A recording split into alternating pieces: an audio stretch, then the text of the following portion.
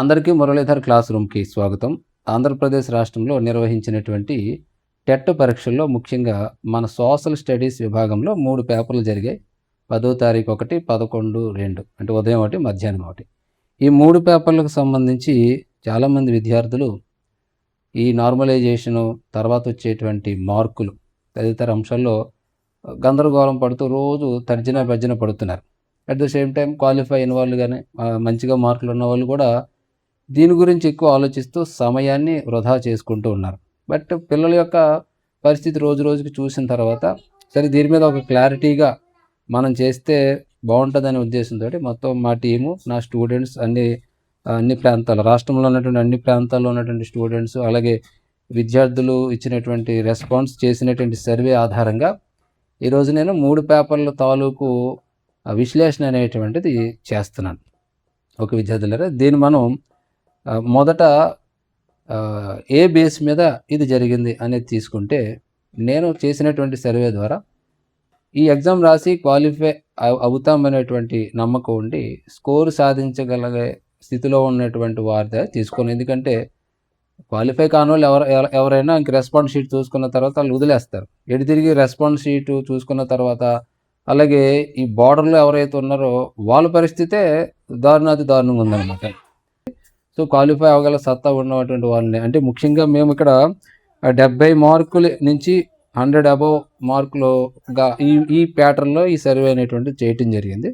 So దీని ప్రకారం చూసుకుంటే మొదట 10వ తారీఖు పేపరు, మీకు 10వ తారీఖు పేపర్ గురించి చెప్తాను.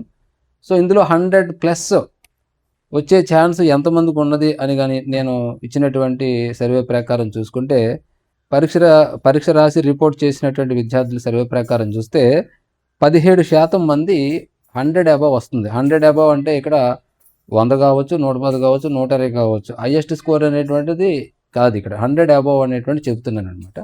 అంటే ఎక్కువ 17% మంది ఉన్నారు. ఈ 17 మళ్ళీ ఇంకా టాప్ అనేటువంటి ఉండొచ్చు, మనకు తెలియదు కదా.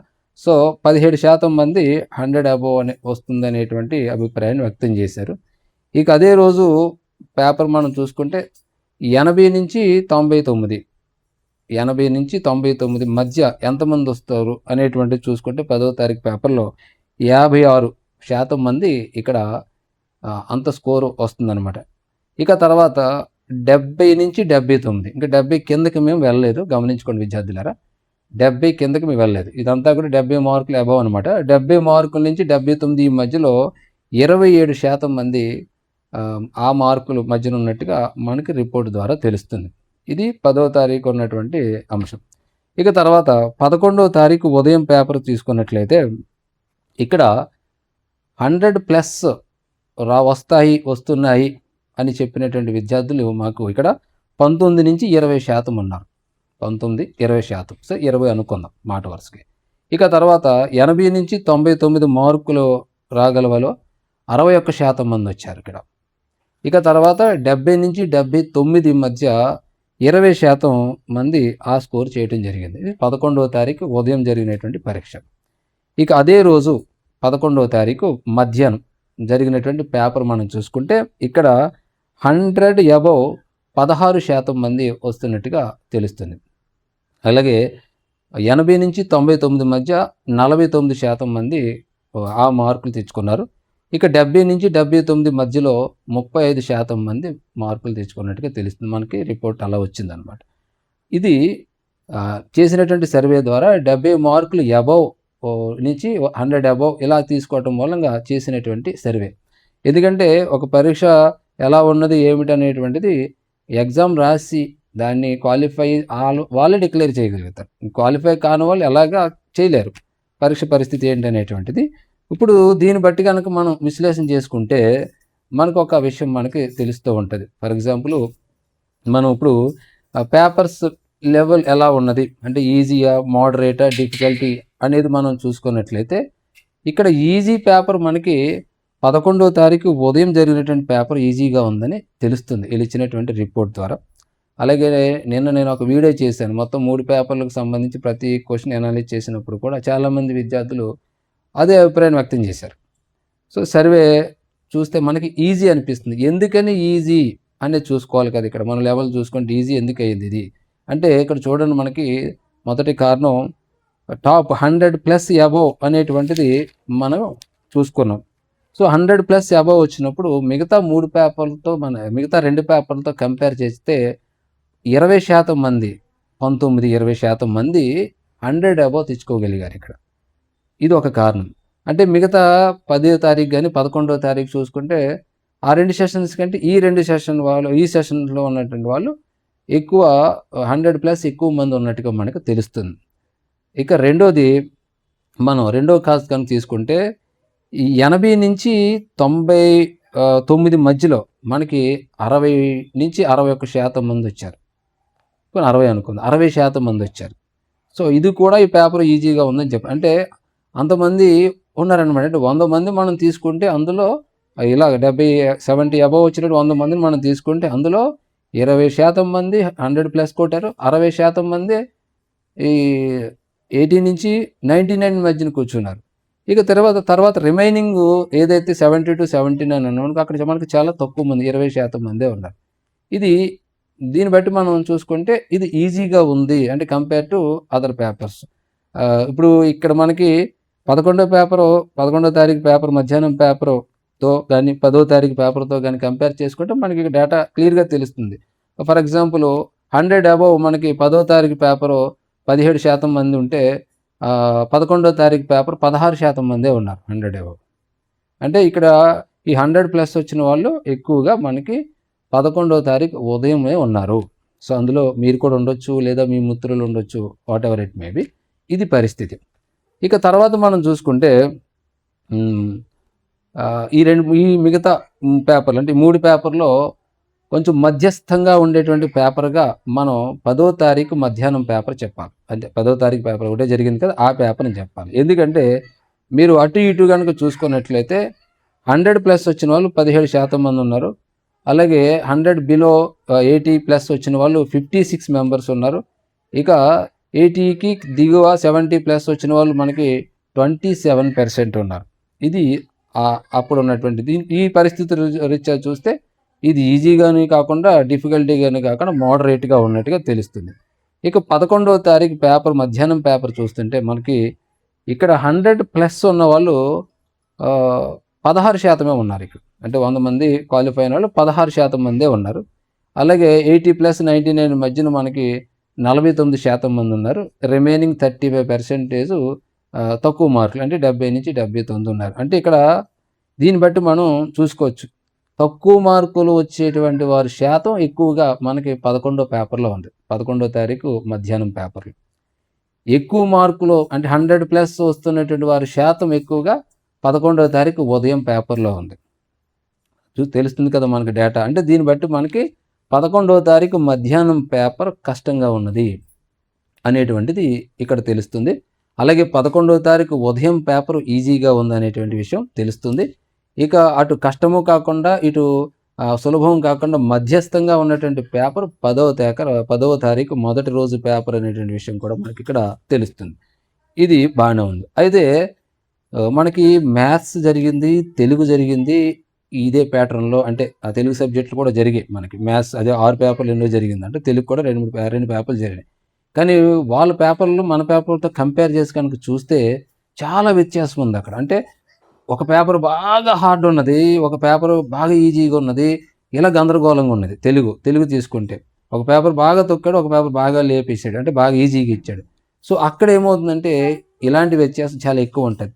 కానీ మన అదృష్టము ఇక్కడ పెద్ద వ్యత్యాసం లేదు. అంటే చూడండి, 19, 17, 16%, అంటే 100+ ఉన్న వాళ్ళు లైన్గా చూసుకుంటే 16%, 17%, 19% మనకి కనపడుతుంది.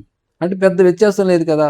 అంటే వ్యత్యాసం అంటే ఎలా ఉండాలి? ఇప్పుడు 20+ ఏమో మనకి ఒక పేపర్లో 100+ ఉన్న వాళ్ళు 25% వచ్చి, ఇంకో పేపర్లో కేవలం 100+ ఉన్నవారు 5%, 4% ఉన్నారనుకో, అది భారీ మార్పు కింద మనం చెప్పుకోవచ్చు. అంటే పేపర్ మధ్యన చాలా పెద్ద తేడా ఉన్నట్టుగా మనం చెప్పుకోవాలి. కానీ ఇక్కడ అంత తేడా మనకు కనపడట్లేదు. 1 or 2 డిఫరెన్సెస్ మనకి కనపడుతుంది. అదొకటి.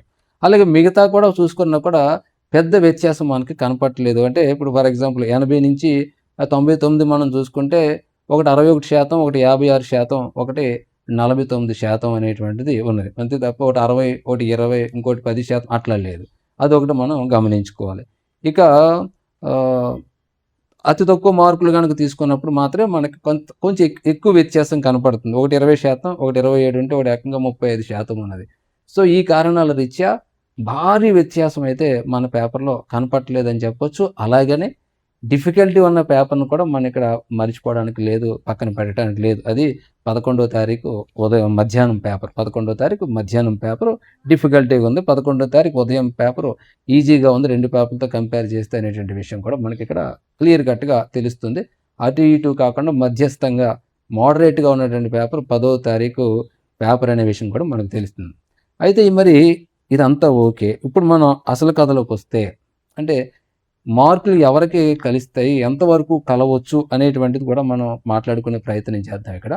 మొదట మనకి ఈజీగున్న పేపర్‌గా మన యొక్క అనాలిసిస్ ప్రకారం 11వ తారీఖు ఉదయం పేపర్ మనం ఈజీగా ఉన్నట్టుగా చెప్తున్నాం. సో, ఉదయం రాసిన వాళ్ళందరూ అయ్య బాబోయ్! సార్ ఇలా చెప్పారేంటి మా పేపర్ ఈజీగా ఉందా? అదేంటి మేము అసలు క్వాలిఫై కాలేదు కదా! ఇందులో కూడా హార్డ్ క్వెషన్స్ ఉన్నాయి కదా! అనుకున్నారు. ఓకే. అంటే వ్యక్తిగత అభిప్రాయం వేరు. ఓవరాల్‌గా చూసినప్పుడు వచ్చేటువంటి అవుట్‌పుట్ వేరు. ఇది ఓవరాల్‌గా చూసింది.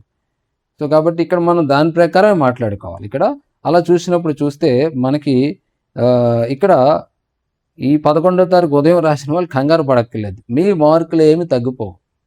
తగ్గిపోవటం అంటే 4, 5 మార్కులు తగ్గిపోవటం, 3 మార్కులు అది దాన్ని తగ్గిపోవటం అంటారు. కానీ మన గత టెట్ తాలూకు చరిత్రలు గమనించినా మార్కులు ఎక్కువొచ్చిన వాళ్ళు ఎప్పుడు కూడా తగ్గలే. అర్థమైందా? ఎప్పుడైనా తగ్గితే పాయింట్లు తగ్గినయి ఉంటాయి. ఏంటంటే హైయెస్ట్ స్కోర్ 100+ వచ్చినోళ్ళు ఎప్పుడూ తగ్గలేదు. అయితే బిలో బోర్డర్‌లో ఉన్న వాళ్ళకి ఇబ్బంది వస్తా ఉండేది. ముందు క్వాలిఫై అవ్వటం, రెస్పాన్స్ షీట్‌లో 75 రావటం, తర్వాత 73కి వెళ్ళిపోవడం ఇలా జరుగుతూ ఉంటాయి చాలా సబ్జెక్ట్‌లో. కానీ ఇక్కడ మాత్రం అటువంటి పరిస్థితి ఉండదు. ఏంటంటే మార్కులు తగ్గే ఛాన్స్ లేదు. ఒకవేళ ఇన్‌కేస్ తగ్గినా కూడా హాఫ్ మార్కు లోపే అంటే 1 మార్కు లోపే మనకి ఈ తగ్గుదల అనేటువంటిది ఉంటుంది ఖచ్చితంగా అని మనం చెప్పొచ్చు. ఒకవేళ అది కూడా ఉండకపోవచ్చు. ఎందుకంటే మనకు భారీ వ్యత్యాసం అనేటువంటిది లేదు కాబట్టి. ఇక్కడ 100+ వచ్చిన వాళ్ళైతే అసలు ఆలోచించక్కర్లేదు. మీ మార్కులు అసలే తగ్గిపోవటం, మీ మార్కులు ఎవరు ఎత్తుకుపోవటం అనేటువంటిది జరగదు. ఓకే. ఇదొకటి గుర్తుపెట్టుకోండి. ఇటు తిరిగి బోర్డర్‌లో ఎవరైతే 75 76 ఈ రేంజ్‌లో ఉండి లేకపోతే 60 మార్కులతో ఉన్నటువంటి వాళ్ళు ఇబ్బంది పడతారేమో మా పరిస్థితి ఏంటి అనేటువంటి ఆందోళన అనేటువంటిది మీరు అంతగా పెట్టుకోవాల్సిన లేదు. సో, అర మార్కు, హాఫ్ మార్క్ అనేటువంటిది అది పెద్ద విషయం కాదు. సో, అదొకటి గుర్తుపెట్టుకోండి విద్యార్థులారా. అంటే ఈ మార్పు అనేటువంటిది హైయెస్ట్ స్కోర్ వచ్చిన వాళ్ళకి ఉండదు. మీకు ఇటు తిరిగి దిగువ వచ్చినటువంటి వాళ్ళకి ఉంటది. అది కూడా హార్డ్ క్వెషన్స్ మీరు గనక ఆన్సర్ చేసి ఉంటే మీ పేపర్‌లో ఖచ్చితంగా మీ మార్కులు అనేటువంటివి తగ్గటం జరగదు. ఇదొకటి గుర్తుపెట్టుకోండి. ఇక తర్వాత 10వ తారీఖు మధ్యాహ్నం 10వ తారీఖు పేపర్ మనం మోడరేట్‌గా ఉందనుకున్నాం కదా! ఈళ్ళ పరిస్థితి ఏంటి అంటే ఇక్కడ ఈ పరీక్ష రాసినటువంటి వాళ్ళకి 2 లేదా 3 మార్కులు కలిసేటువంటి అవకాశం ఉంటది. అంతే. 2 లేదా 3 మార్కులు కలిసేటువంటి అవకాశం ఉంటది. అంటే 76, 77లో ఉన్నవాళ్ళు ఇంకొక 2 మార్కులు, 1 మార్కు పెరగొచ్చు. ఇక 100+ ఉన్న వాళ్ళకి 1 మార్కో, 2 మార్కులు అలా పెరిగేటువంటి 3 వరకు పెరిగేటువంటి అవకాశం ఉంటది. అంటే ఎవరికి ఎన్ని పెరుగుతాయి అనేటువంటిది మీ పేపరు, మీ యొక్క క్వెషన్ అనాలిసిస్ మీద ఆధారపడి ఉంటుంది. అంటే హార్డ్ క్వెషన్స్ చేయటం, ఎవరు చేయలేనటువంటి ప్రశ్నలు మీరు బైలాక్ సమాధానం చేసి ఉండటం, ఇలాంటి ఆటిల మీద డిపెండ్ అయి ఉంటది. అంటే ఓవరాల్‌గా మనం సగటు రూపంలో మాట్లాడుకోవాలి కాబట్టి అటువంటి పరిస్థితి ఆ పేపర్‌కి ఉంటది. ఇక డిఫికల్టీ పేపర్‌గా మన సర్వే ద్వారా తెలిసింది 11వ తారీఖు మధ్యాహ్నం పేపర్ కదా! దీని పరిస్థితి గనుక మనం చూసుకున్నట్లయితే ఈ పేపర్ వాళ్ళకి 3-5 వరకు కూడా మార్కులు కలిసేటువంటి అవకాశం ఉంటుంది. అంటే ఎక్కువ మార్కులు ఈ సెషన్ వాళ్ళకి కలిసేటువంటి ఛాన్స్ ఉన్నట్టుగా మనకు తెలుస్తుంది. కారణం ఏంటంటే ఇక్కడ పాస్ పర్సెంటేజ్ చాలా తక్కువుంది. దాంతో పాటుగా తక్కువ స్కోర్ ఉన్న వాళ్ళు ఎక్కువున్నారు. అలాగే 100+ వచ్చిన వాళ్ళు కూడా తక్కువున్నారు. కంపేర్ టు మిగతా సెషన్స్‌తో పోలిస్తే. సో, దీన్ని మరి బ్యాలెన్స్ చేస్తది కదా! నార్మలైజేషన్ ఎప్పుడు కూడా ఎక్కువ తక్కువని సరిచేసి అందరిని ఈక్వలైజేషన్ చేస్తా ఉంటారు. అది. ఇక దీని ప్రకారం చూసుకుంటే 11వ తారీఖు మధ్యాహ్నం పేపర్ ఎవరైతే ఉన్నారో వాళ్ళకి 3-5 మధ్యన మార్కులు కలిసేటువంటి ఛాన్స్ ఉన్నదనేటువంటిది ఈ సర్వే ద్వారా అర్థమవుతున్నటువంటి విషయం. సో, విద్యార్థులారా ఇక్కడ మనం గుర్తుపెట్టుకోవాల్సింది ఒకటున్నది. ఇప్పుడు నేను చెప్పాను. అది దాదాపుగా రైట్ అవ్వచ్చు. లేదా కొన్ని అంశాల్లో మిస్టేక్ కావచ్చు. అంటే 2 మార్కులు అనుకున్నాం 3 మార్కులు కావచ్చు. లేదా 4 అనుకున్నాం 5 వచ్చినాయి. ఇలాంటివి జరగొచ్చు. ఇక్కడ బేస్డ్ ఆన్ మనకి మళ్ళీ ఇక్కడ ఒకటి గుర్తుపెట్టుకోవాలి మీరు. కీ మిస్టేక్స్ కూడా మనకి పేపర్‌లో ఉన్నాయి కాబట్టి అవన్నీ కూడా మీరు అబ్జెక్ట్ చేస్తారు కాబట్టి వాటిని కూడా తీసుకుని ఆ తర్వాత నార్మలైజేషన్ అనేటువంటిది జరుగుతుంది కాబట్టి సో ఈ మార్కుల వ్యత్యాసంలో అప్పటికి మళ్ళీ డిఫరెన్సెస్ అనేటువంటిది వస్తుందన్నమాట. సో ఇప్పుడు అసలుకి రాలేదు, ఇంకా అబ్జెక్షన్స్ అనేటువంటివి మీరు పెడుతూ ఉన్నారు. ఈ ప్రాసెస్ అంతా నడుస్తూ ఉన్నది. అంతా అయిన తర్వాత ఫైనల్కి రావడం, అప్పుడు అసలు పని అయితే ఈ లోపల మీరు సమయాన్ని వృధా చేసుకోకుండా మీ పని ఏమిటి, డిఎస్సి కోసం మీరు ప్రిపరేషన్ చేస్తారు కాబట్టి డిఎస్సి చదువుకోండి. టెట్ క్వాలిఫై కాని వాళ్ళు ఎవరైతే ఉన్నారో వాళ్ళు మళ్ళీ టెట్ మీద యుద్ధం ప్రకటించండి. అంతే. ఈ రెండు తప్ప మనకి ఇంకేముండవు. ఇంకా టీచర్ జాబ్ కొట్టాలనుకునేవాడికి ఈ రెండే ప్రాథమిక కర్తవ్యాలు నా దృష్టిలో. సో ఆ రకంగా ఉండండి. ఇంకెందుకంటే పేపర్ రాసిన తర్వాత దాని గురించి పదే ఆలోచించడం అనేటువంటిది మన చేతుల్లో లేదు. అర్థమైందా? పేపర్ రాయటం వరకే మన చేతుల్లో ఉంటుంది, రాసిన తర్వాత ఇంక మన చేతుల్లో లేదు. సో మన చేతుల్లో ఉన్నదాన్ని మీరు పట్టుకోండి. డిఎస్సి చదువుకోండి, టెట్ మార్కులు తగ్గినా టెట్ ప్రిపరేషన్ చేసుకోండి. లేదు ఈ రెండు వద్దు అనుకుంటే ఏదో ఒక జాబో ఏదో ఒకటి చేసుకుని అందులోకి వెళ్ళిపోండి. వచ్చే మార్కులు ఎలా వస్తాయి, కలిసే మార్కులు ఎలా కలుస్తాయి. ఫైనల్గా మాత్రం మీ మార్కులు అనేటువంటివి మిగతా పేపర్లాగా మనకి మ్యాథ్స్ లాగా లేకపోతే తెలుగు వాళ్ళలాగా మనం లాస్ అయ్యేటువంటి పరిస్థితి లేదు. భారీ వ్యత్యాసం అనేటువంటిది లేదు పేపర్లో. సో మన పేపర్లు ఎవరు డిజైన్ చేశారు కానీ మహానుభావులు, నా దృష్టిలో వాళ్ళు మాత్రం పర్ఫెక్ట్గానే ఇచ్చినట్టుగా అనిపిస్తుంది. అంటే ఈ డేటా బట్టి నేను చెబుతున్నాను. అఫ్కోర్స్ వ్యక్తిగతంగా మనకి ఆ పేపర్లు నచ్చవచ్చు నచ్చకపోవచ్చు, అది వ్యక్తిగత అభిప్రాయం. కానీ నా విద్యార్థులు ఇచ్చినటువంటి రిపోర్టు ప్రకారమే నేను ఇక్కడ మీకు డేటాతో సహా చూపించడం జరిగింది. ఇక ఈ వీడియోని ఇక్కడితోటి ముగిస్తాను. ఇక చివరిగా చెప్తున్నాను విద్యార్థులారా, డిఎస్సి కోసం ప్రిపరేషన్ చేసే వాళ్ళు మాత్రం డిఎస్సియే లక్ష్యంగా పనిచేసుకోండి. అలాగే టెట్ క్వాలిఫై కాని వాళ్ళు కానీ టెట్ కోసం చేసి టెట్ మీద దృష్టి పెట్టండి. ఓకేనా? అందరికీ నమస్కారం. జై హింద్.